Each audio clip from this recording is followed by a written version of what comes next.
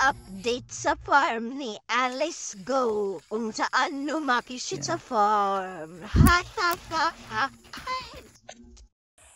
Hello po guys, welcome back po sa ating YouTube channel, and for today's vlog, ayan, nakabisita po ako sa sa mga alaga natin.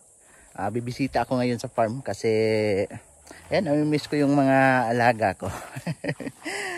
So kasi nung nakapag-upload ako dati, 'di ba, may bagong panganak na kalabaw tayo, and nahingi ng update si Ate Jackie Jake Dakidan doon kasi pinapangalanan niya yung Muka or si Mu.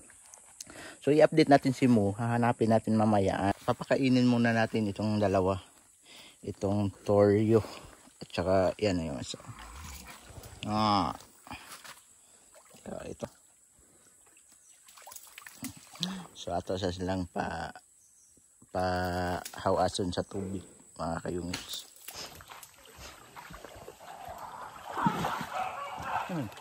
Nag-aaway ang mga orok.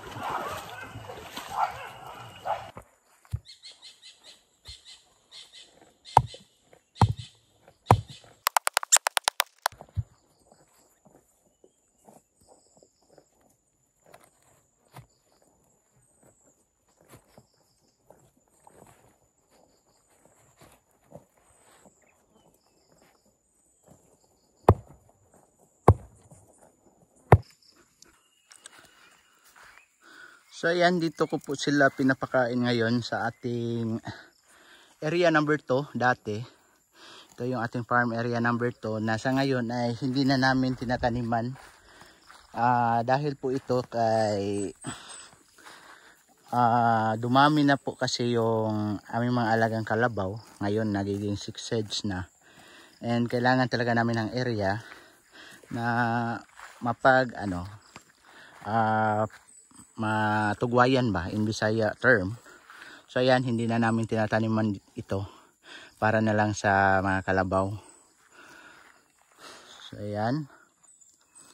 So yan po si Jungjung Lifestyle. Ayan, laking-laki na. Yan po, nagamit na natin si Jungjung Lifestyle sa pag-araro. And ito yung isa. So ngayon pupunta po tayo doon sa niyuga namin kasi nandoon si Muka. I-update natin kung kumusta na kasi matagal na rin na hindi ko nakita yung kalabaw na yun. And after natin kumustahin at saka pakainin si Mu, dadalawin na rin po natin yung farm, yung maisan. Titingnan po natin kasi hindi ko nakita yung maisan after nung bagyo. Ay, itong bagyo ba yun or basta yung na-post ko sa aking page na siya sa ulan at hangin. So pupuntahan na rin po, i-update natin yung maisan mamaya, mga kayungits. Ito maliit.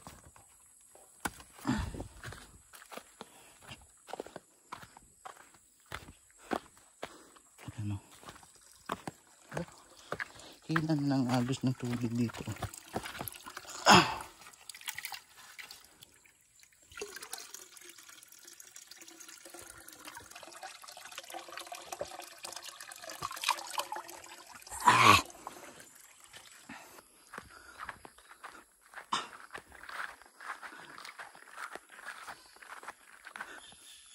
Wala masyadong bunga ang mga niyog ngayon kasi galing sila sa nung matinding init, kaya hindi sila nakabunga. And Ate Jackie Jake Dakidan, ito na po yung update natin kay si Muka. Yan, dauta si yung mama, basta mag-anak, papaya talaga yung inahin. Kilala mo pa ako? Si Mu. Ayan si Mu. Ayan. Ayan niya magpalapit. Hindi na niya siguro ako kilala. Ang tagal ng pinagsamahan natin. Hindi mo na ako kilala. Ayan si Mu. Mu. Ayan. Cute ni Mu. Ayan. Ayan isa. Mu.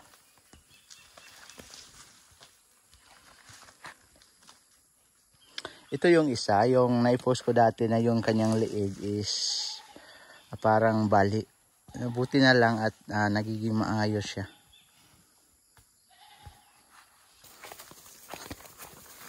Yan, hahayaan natin sila pupunta sa tubig.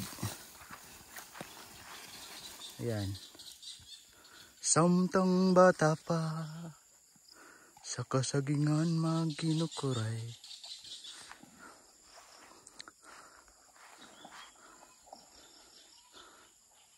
Ayan, naibunga ang kulo. Manguha tag kulo mga kayungits. Ayan. May bunga yung mga kulo eh. So ayan, wala ring mga tanim na rin dito. Ito, napakatagal na hindi namin yan nataniman. Para sa mga hayop na lang talaga yan eh. Yan, buhay na yung mga tinanim ni Kuya na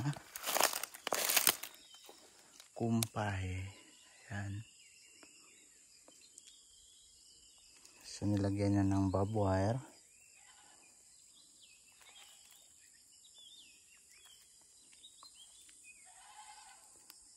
Ano?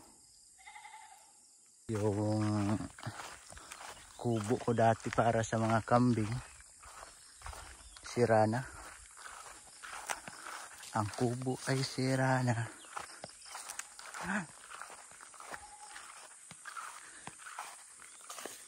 Sira na talaga ang kubo eh. And ito is magdala ko ng dalawa nito sa sugod. Kasi meron akong gagawin. So yung mga niyog dito banda, yung iba pinatay ng kalabaw.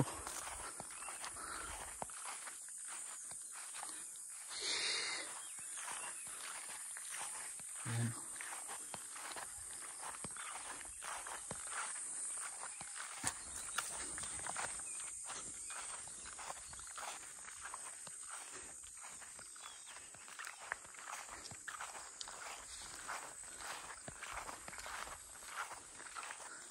Ang sarap lang talaga sa pakiramdam kapag nandito ako sa area na to, dito sa farm namin. Kasi parang ang gaan ba, parang dito walang signal, wala kang ibang maririnig kundi ibon. Yan, tunog ng mga hayop. So parang nakaka-relax talaga.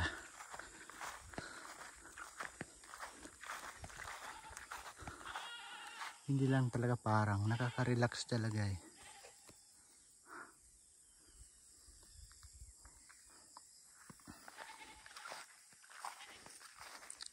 So itong banda na to, dati kasi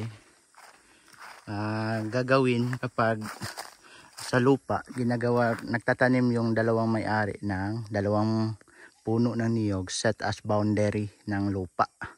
O tawag dito sa amin is tinindak ba na pagtatanim. So yan nagiging boundary nila. So ang nangyari, ito yung una naming nabili. Tapos bininta naman itong kabila doon. Kaya lumaki na yung niyog. Hindi na namin nailipat ni Papa kasi malaki na eh. Hindi na siya ano. Tapos sayang na rin kung puputulin. Kaya ayun, parang boundary pa rin.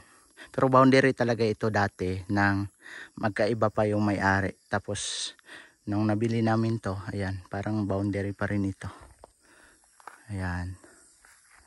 O yan o. Dito banda, medyo maliit pa yon nung time na nabili namin. Kaya nalipat namin yung iba ni Papa. Nalipat pa namin yan dyan.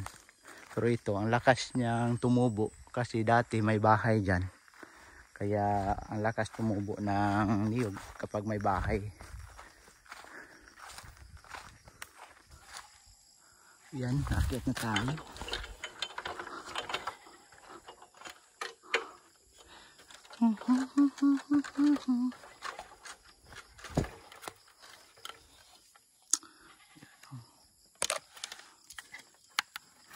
Wala'y butong. Wala'y butong. Anyway, tubig lang naman yung kailangan ko. Kukuha na lang rin ako kahit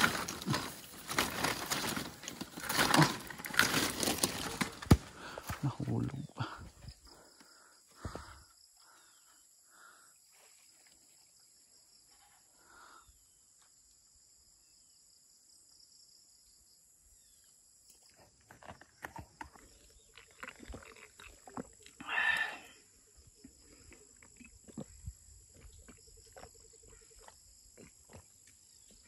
Yan.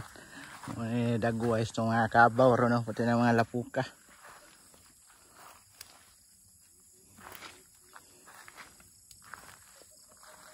Yan.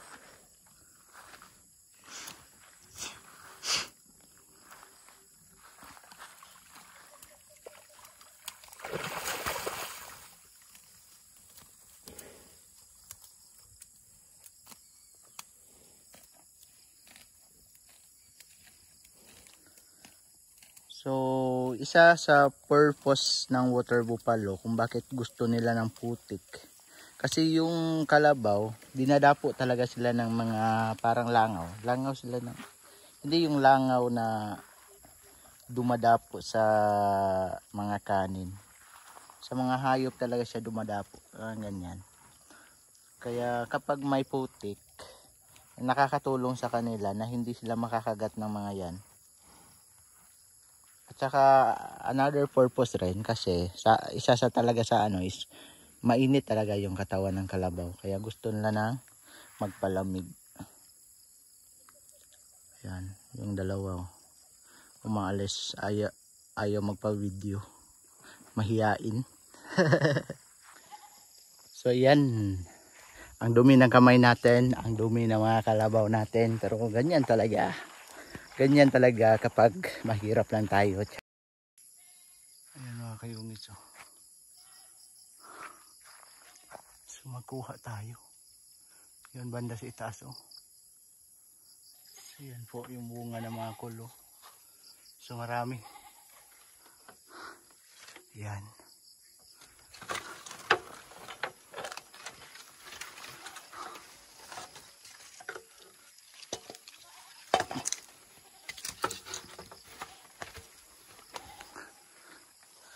Malapit na yata mahinog yun oh. May nababali pa nga.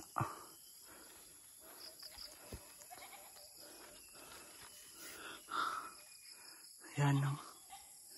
Yan. Yan. Kunin na natin. Paano ba yan? Kunin.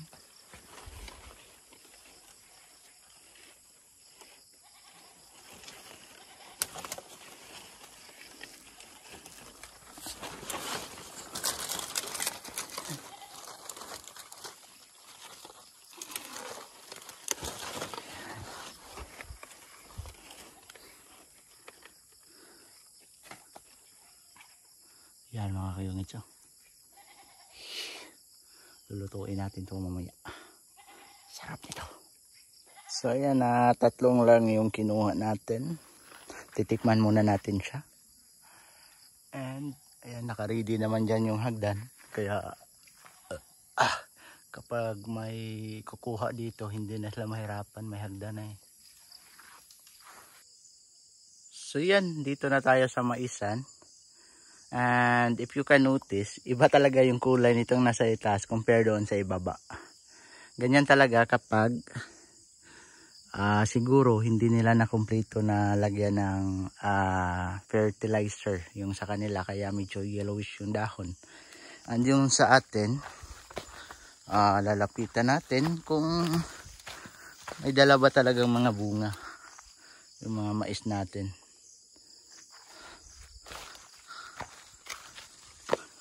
So doon banda pala yung nababali nung bagyo. Diyan banda. Yan yung mga natutumba. So yan mga kayungits. Ito yung mga natutumba at hindi na nakatayo. Yan na ano yung kanyang mga bunga eh. Na nalata. Ang laki pala ng part na nababali sila. Yan. Yan o. Pero sana ma-approve yung ano nito sa insurance at kahit papano makatanggap tayo ng kunti, kahit makabawi man lang tayo sa kalahati ng nagastos natin sa fertilizer. Pinaprocess na rin po ng in charge dito si Ate Gingging sa mga farmers yung damage nito. Kasi damage talaga eh, nakahiga, kunti na lang yung nakatayo. Sirang-sira talaga yung pananim natin, but still thankful kasi may natira pa, tinitirhan pa tayo. Ayan.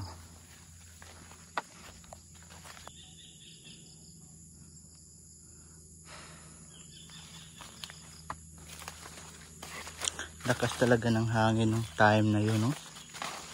Kahiga talaga eh.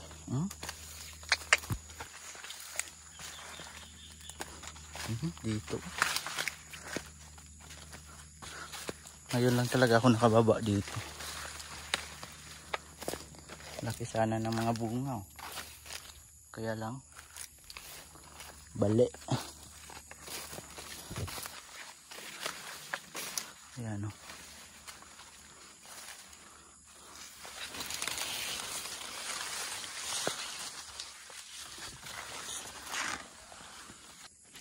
Yan, kung hindi lang sana na damage. Ang ganda sana, sobrang haba ng mga puno. Yan. Ayan o, sobrang haba ng mga puno. Okay, mga apple sa tanaw niya.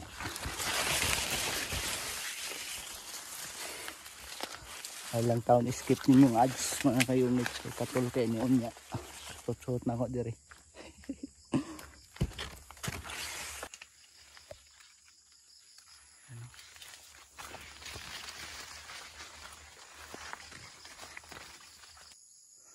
So ayan yung mga okra ni mama, may mga bunga. So kukuha tayo. Uulamin natin mamaya. Ayan o.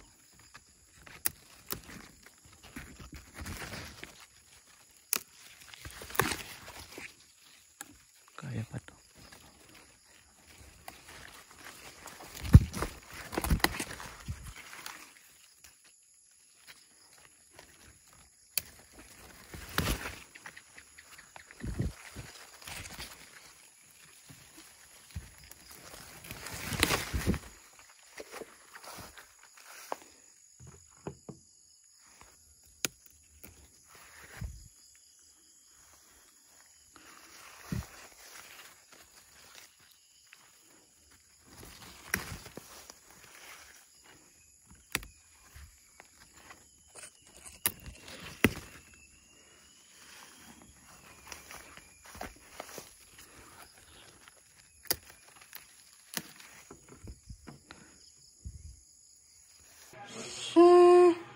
So yan po yung nakuha nating gulay. Andiyan, pinalit siguro nilang mama. Andiyan nakuha ng kulo. Pero yung uulamin namin for tonight is bangus. Ano na sa Tatay Ondo. Sugbag bangus. And siguro magulay si mama. Lalagyan ng karne. Ayan! Nagluluto si Tatay Ondo ng batong. At nagsusugba. Sarap. Ulam natin. Ugdire. Tan-an kang sinugba.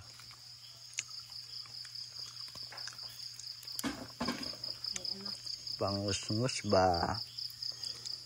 Dahil hindi kakain si mama ng bangus, may anak.